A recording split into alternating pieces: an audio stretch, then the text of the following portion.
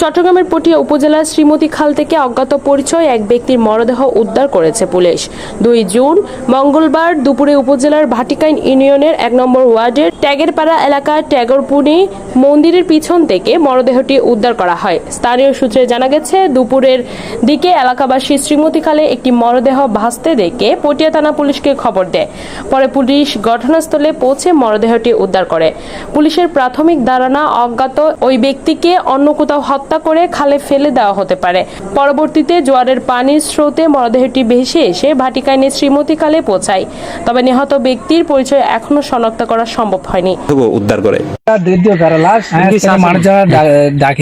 দেখাবের পরে প্রশাসনের ফোন দিই, ত্রিপল লাইনে ফোন দিই, প্রশাসন এসছি, এই প্রশাসন এখন লাস্ট স্যার প্রশাসনের ফোন দিই মেবি 10টা এসছি এটা হালত জাল বুয়াই আসলে জেলে আছি তো আর নৌকো জাল আছে এখন নৌকো পানি দেয় আর নৌকো পানি এসে বেলা এসছি সকাল 9টার দিকে দেখতে হালো হাসল লাসি সাথে সাথে যে স্থানীয় মানুষজনের বড় বার আছে এটা বড়ুয়ালার যাই হইলাম বাজে বিষয় লাশ 10,000 তারা সহায়ের এটা আর হিসাবের চেয়ারম্যান মাহবুব চেয়ারম্যানের ফোন দিল এবং আইন নিজে ত্রিপল লাইনে ফোন দিই, প্রশাসন এসছি, প্রশাসন এখন লাশ দিয়ে করছে। এই বিষয়ে পটিয়া থানার ভারপ্রাপ্ত কর্মকর্তা ওসি মোহাম্মদ জিয়াউল হক বলেন, মরদেহ উদ্ধারের পর পরিচয় শনাক্ত এবং মৃত্যুর প্রকৃত কারণ উদ্ঘাটন পুলিশ কাজ করছে। ঘটনার রহস্য উদ্ঘাটনের চেষ্টা চলছে। পরিচয় শনাক্ত না হলে আইনানুগ প্রক্রিয়া শেষে মরদেহটি বেওয়ারিশ হিসেবে দাফন করা হবে বলেও জানান তিনি।